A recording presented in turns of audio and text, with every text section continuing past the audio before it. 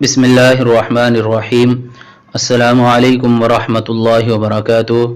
मुअज़्ज़ज़ सामिईन, आवाम के जहन में ये बात बैठी हुई है कि अगर कपड़े के किसी हिस्से पर नापाकी लग जाए तो पूरा कपड़ा नापाक हो जाता है और पूरे कपड़े को पाक करना ज़रूरी होता है।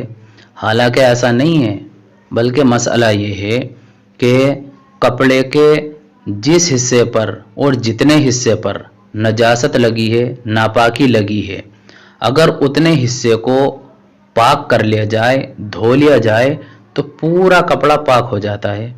मिसाल के तौर पर अगर किसी के कुर्ते की आस्तीन नापाक है, किसी के कुर्ते की आस्तीन नापाक है, उस पर नापाकी लग गई है, तो सिर्फ आस्तीन को पाक कर लेना काफ़ी होगा, पूरे कुर्ते को पाक करने की ज़रूरत नहीं है, क्योंकि पूरा कुर्ता तो पहले से ही पाक है।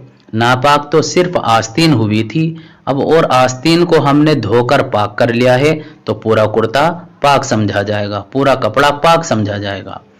पूरे कपड़े को पाक करने की और धोने की ज़रूरत तब पड़ती है जब या तो पूरे कुर्ते पर गंदगी लग जाए, नापाकी लग जाए, तब पूरे कुर्ते को, पूरे कपड़े को धोकर पाक करना ज़रूरी होता है, या पूरे कपड़े को तब धोया जाता है जब इस बात का हमें यकीन हो कि इस कपड़े के किसी न किसी हिस्से पर नापाकी लगी हुई है, लेकिन हमें यह मालूम नहीं है कि किस हिस्से पर लगी है।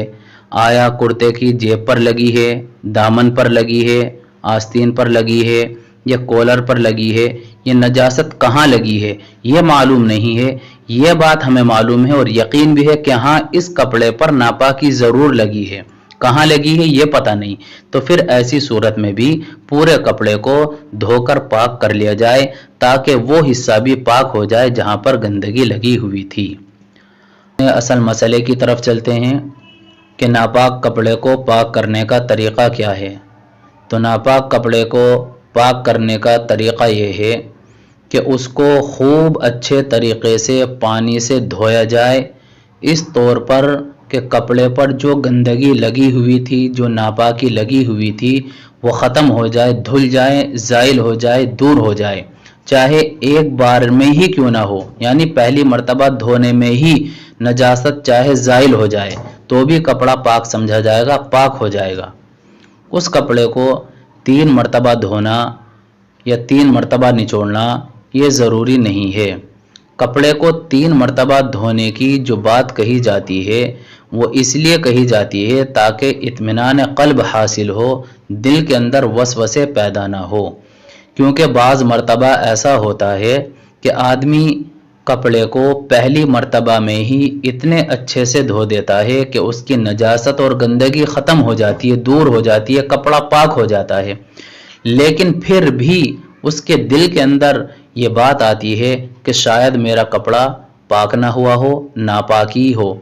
तो इसलिए फ़ुक़हा ने कहा है कि इन वसवसों को दूर करने के लिए उसको चाहिए कि कपड़े को 3 मर्तबा धो दे ताकि उसका दिल बिल्कुल मुतमईन हो जाए कि हाँ, मेरा कपड़ा पाक हो गया है।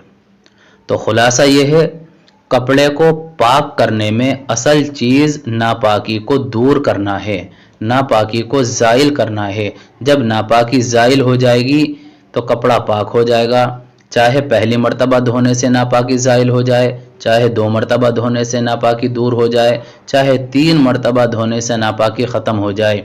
जब भी नापाकी ज़ाइल हो जाएगी, ख़त्म हो जाएगी, दूर हो जाएगी तो कपड़ा पाक हो जाएगा। 3 मर्तबा धोना ये असल नहीं है, ये सिर्फ इत्मीनान क़ल्ब के लिए है। मसलन आप ये फ़र्ज़ करें कि अगर किसी कपड़े पर नापाकी लग गई हो और उसको 3 मर्तबा पानी से धो भी दिया गया हो, लेकिन फिर भी नजासत और गंदगी ख़त्म न हुई हो, तो अब इस कपड़े को पाक कहा जाएगा? नहीं कहा जाएगा। तो ये कपड़ा अभी भी नापाक ही रहेगा, क्योंकि नजासत ख़त्म नहीं हुई है, नजासत तो उस पर बाकी है। 3 बार भले ही पानी से उसको धो दिया, नजासत बाकी है, इस वजह से कपड़ा नापाक है। जिससे ये बात मालूम होती है कि कपड़े को पाक करने में असल जो है वो है नजासत को ज़ाइल करना। अब ये नजासत चाहे एक बार में ज़ाइल हो जाए तो भी कपड़ा पाक हो जाएगा, चाहे 3 बार में ज़ाइल हो जाए تو بھی کپڑا پاک ہو جائے گا۔